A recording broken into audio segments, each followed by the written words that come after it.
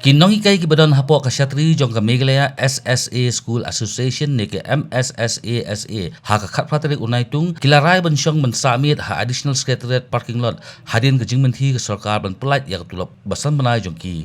hadin ke jing ya kendu jong kinong yalam badu additional chief secretary jong ka tanat pule puthi uba DP walang ulaong ba ke jing penslam jong ka sarkar ban pelat ya tulap ke jing penslam na ka tanat platingka jong ka sarkar jalan kumju na kaliang kinong ikai SSA kila dawaru ya ka jing kentiu tulap ba ya kiwai pat ke jing dawang Akabay day berkatulog ilaong ila ay kaasuran ba mari yo ay kanay kapisa na government of India pat kumjuro na ka state government in palay la kunok kapaduna ay kaday sa upnay mday syo kum makatukas ni kabaki kular kinon palay arnay elementa kayong ba mariwan kanay kapisa kin palay sa upnay panadakadok in palay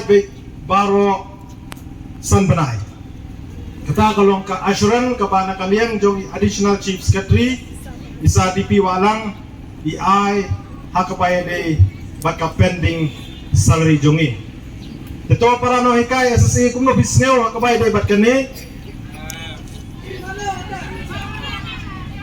pi banyo ya kani iyong ba we have to wait for another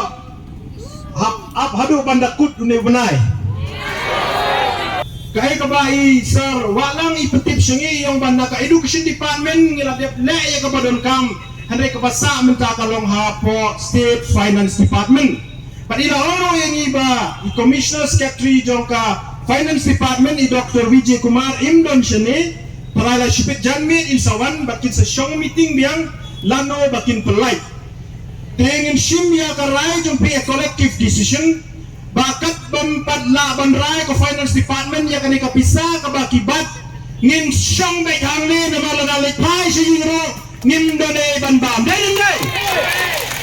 karay ko bangin pa sa kasarkar kabaday ka collective decision jong baro kinohikaya sa kalong bangin apay hangli hado bandawan payo commissioner secretary jong ka finance department bangin ya siyang meeting biyang badaw bangin seto kay kadaw ba kibatsa ya kani kasaw pausaw kror hado menta kabaday bakin pelay nado hakini kilais nem menswa na sikwapen kan mau kani kapisa kapasa saw pausaw kror kaday ka balance amount jong ka sispa saw kror approximate kabala bat ka state government menta lajan lais nem hak apun riu tri kumach arajar apuar hadir ka jingyaki jong ni ka state government kala pelay riu kror balay ka flight tangri procure balay ka flight baro kau ini in flight cuma 50% hadin kato kan nepor in flight 50% mentala ya saubnai kidang ya walk out saubnai kidang ya walk out nimla soto kuno ka jing trekam jong kaneka state finance department tikarai ka bangin pa sa government kanong very clear bangin siyang bayhang ni hado baka state finance department kan flight ya kan kasong pisa 100 crore life and rolak approximate menjual